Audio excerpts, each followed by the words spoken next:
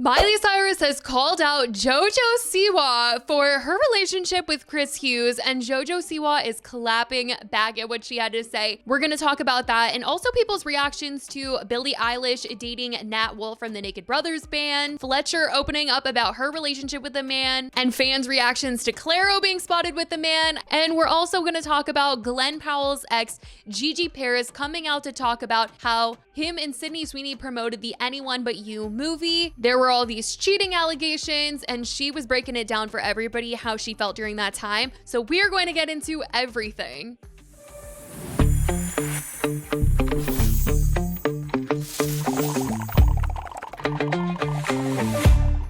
Hey guys, it's Christy and welcome back to the weekly TEACAP. There was a lot that was going on this week, so let's just kick it right off with this whole Glen Powell story, because his ex Gigi Paris spoke out for the first time since the whole Glen and Sydney Sweeney drama kind of happened and him and Gigi broke up. If you guys did not know anything about this, then I will refresh your memory, because the Glen Powell and Sydney Sweeney drama really took off during the press tour for the 2023 rom-com Anyone But You. And the drama wasn't really about the movie, it was about the two of them and how good their chemistry was. It became a full-blown internet spectacle because people were just like, they are getting along way too well. What is going on here? Are they a couple? Are they hooking up? What is the vibes? From flirty red carpet moments to behind the scenes clips, interviews, they just looked like they were getting along so well. And what made things even messier was the fact that both Glen and Sydney were in relationships at the time. Glen was seeing model Gigi Paris and Sydney was reportedly engaged to Jonathan Davino. But at the time of them promoting this movie, it seemed that they kind of leaned into the drama of it all in order to promote their movie and get people to watch it, which a lot of people have said that if they were their partners, they would be upset by this type of promotion, that it was really hurtful and they just felt like it crossed boundaries and it was inappropriate and disrespectful to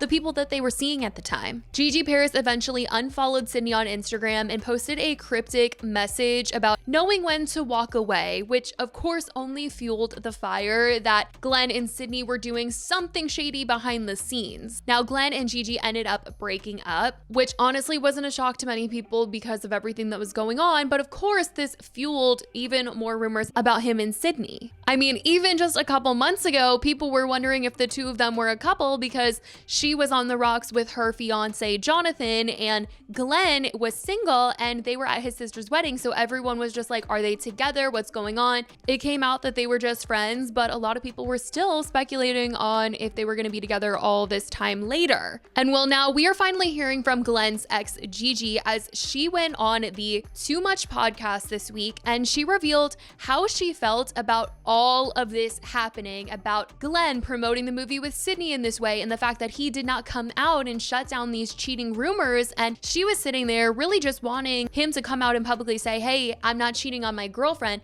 But because he couldn't do that and they were kind of feeding into all of these speculative statements that were being said about him and Sydney being together potentially for the benefit of the movie doing well, she was like, I feel like I'm being disrespected, and she had to walk away from the relationship. I had two options. I could either pretend like I was going along with everything and have everyone wonder, like, are they hooking up? Are they not hooking up? Is she okay with this? What the f***? Like, or stand up for myself and say, no, I'm actually not okay with this and I'm walking away. So that's what I decided to do. When you just need to stand up and say, no, I would never cheat on my girlfriend. I wouldn't do that. That's all that needed to be said. And that wasn't said. Never once. I can't imagine how frustrating it is for your partner to be like, I'm not going to like go to the public and tell them that I'm not cheating on you because it's beneficial to me. Like, I mean, obviously he didn't word it like that. I'm sure he didn't say it exactly like that, but that is pretty much like what happened. And I would just be like sick with myself that that was the situation that I was in. And I'd probably have to walk away too, because that's just crazy.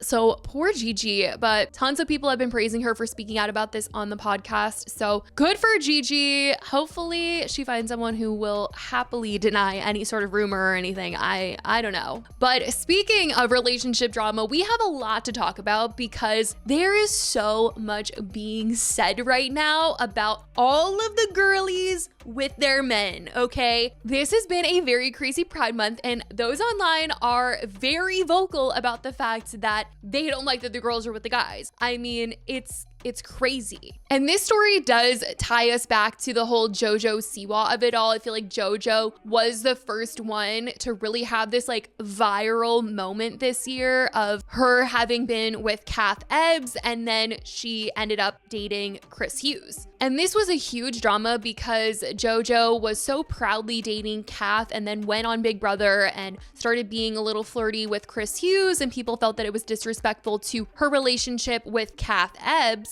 In the end, JoJo breaks up with Kath. As time goes on, JoJo confirms her relationship with Chris Hughes, and everyone is like trolling JoJo about the fact that she's dating a guy now. Though while in the Big Brother house, JoJo was very open about the fact that she was feeling really conflicted with who she was, and she was evaluating herself, and she felt like she thought that she was lesbian, but she realized in the Big Brother house that she was actually queer. And a lot of people have kind of been trolling JoJo about this whole situation, being like, you know, not on Pride Month, that she's announcing that she is with Chris. And JoJo isn't the only one that's getting comments like these this month. She kind of was the first one that I saw getting these comments because her and Chris announced like right at the top of the month that they were together. But it is not only her that is seeing these types of responses lately. This week, Billie Eilish, it became known that she was dating Nat Wolff. Dumois posted these photos of the two of them kissing on Instagram, and people were shocked, you guys.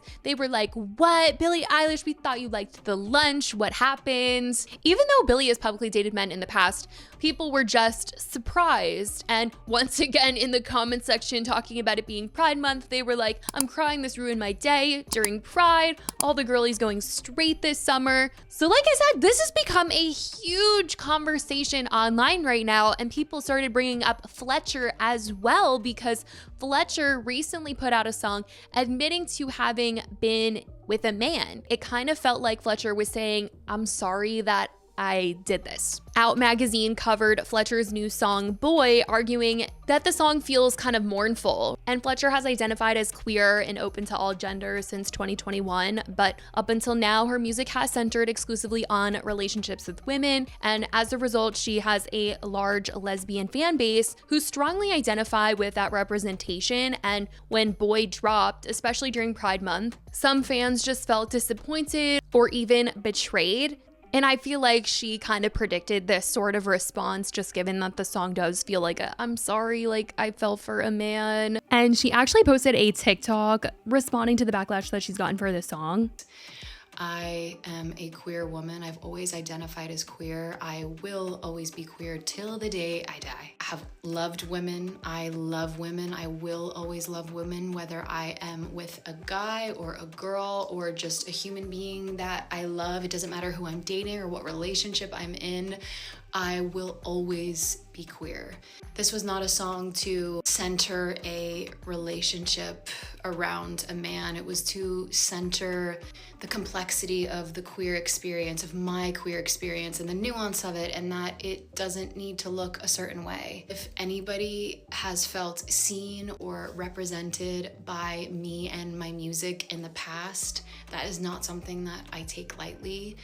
And if you have felt invalidated or been invalidated through the process of me sharing this or this song, that is not my intention. That has never been my intention. I'm a songwriter and an artist, and I have always written about my love stories and my relationships and my heartbreaks and my losses and my loves. I am fully aware that it is not brave and it is not scary to share with the world at large about a straight passing heteronormative relationship in this political climate, in this world that we are in right now. I am aware that that is not scary to share. What felt scary for me was sharing with my community and my world, where people have only experienced and known me a certain way. I felt really nervous that I would let people down and that I would disappoint them and that my queerness wouldn't be queer enough. But it's opened the door to a larger conversation, and I welcome the discourse of it. I have centered an entire career around creating safe spaces for people to show up and authentically be themselves and celebrate themselves and be who they are in any given moment. It is not my intention to cause harm or to cause hurt to anyone in this community that I will ride for till the day I die. In my archiving of my Instagram, it was not to erase my sapphic identity as Fletcher in any capacity. I love all of the women that I have been. Usually archive my Instagram before I release new music, but it is not to erase any aspect of who I am. I'm not suddenly going by Carrie. I am still Fletcher. But based on some of these comments that other girlies are getting right now, I don't blame her for kind of feeling like this might be the response that she was gonna give by putting out this song. And Clairo has been another artist that has experienced the same kind of reaction, because the other day, Pop Factions posted a photo of Clairo with a man. It said, "Clairo spotted with a mystery man at Addison Rae's show at the Box tonight," and the comments were, "Day ruin, get away from her, a man?" I know that some of these are lighthearted jokes, but some people are actually really hurt by seeing a lot of these girlies be with men after feeling like they were gonna be for the girlies. And I think the other side of this that some are arguing is that just because they are with men doesn't mean that they aren't queer, doesn't make them any less queer. But this leads us into the whole Miley Cyrus, JoJo Siwa of it all, because at DC Pride, Miley decided to poke fun at JoJo Siwa and the fact that JoJo is with a man now, and she made a joke about going and getting JoJo from within the closet. It's Miley. I just want to tell you, have an amazing World Pride. Is it a month? It should be a year. It should be infinite. All right, I'm going back to get some more pretzels and find JoJo Siwa and bring you back out. And JoJo ended up responding to this. She posted this photo of her and Miley Cyrus on Instagram, and she said, "I was happy at my 5th birthday having a Miley themed party, and I'm still happy now at 22. If you know me, you know that Miley is my day one. Grew up beyond inspired from her 2 years old on. I wasn't sure how I felt about things for a couple days, but I started to come to some thoughts. I don't believe what Miley said at World Pride was ill-intended. Honestly, I think it was meant to be a joke, but just not a very good one, haha. Not what the world or myself needs to hear any day of the week." I messaged Miley lightheartedly about it, and she replied and said, "All love always. Honestly, the most beautiful thing I've learned in the last 5 years is that love is a gorgeous rainbow. Don't question yourself, don't second guess yourself, just love. Love, love, love, love, love, love, love. People judge no matter what, and it can be very hard, especially when it comes from someone you love and look up to. But if you feel happy and content with yourself, that's most important. You get one life, hold on to it, make it yours, find your happy, and love." I feel like JoJo should have come back with some sort of joke, just because she has been trying to be in her Miley Cyrus bangers era, and she was finally getting some recognition from Miley. I felt like maybe she should have just been like, "Well, Miley, come and get me," like something hot. I don't know. I just feel like that was like her chance to do a little something with Miley, but obviously she was hurt in what Miley said. She said that she realized it was probably supposed to be a joke, and she messaged Miley about it, and it was all love. It was not meant to be hurtful, but she didn't think it was a good joke. But it's just been a very crazy time. It's been a very crazy June, a crazy Pride. I certainly want to know what you guys think about all of this. Miley coming out with that joke about JoJo, what JoJo had to say in response, how people have been reacting to Billy and Fletcher and Clairo, and also the Glen Powell and Sydney Sweeney of it all and what his ex-girlfriend had to say. Let me know your thoughts in the comments. I love you guys so much, and I will talk to you in the next video. Bye, guys.